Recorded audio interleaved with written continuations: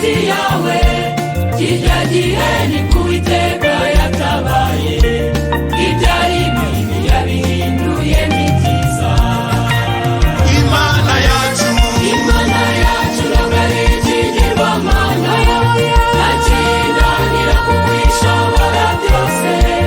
Aho ababyeyi batarira hakubera, aho abahinzi batarira hakurindira. Imana yacu ntabwo ari ikigirwamana, ntakinanira kuko ishobora byose. Aho ababyeyi batarira hakubera, aho abahinzi batarira hakurindira.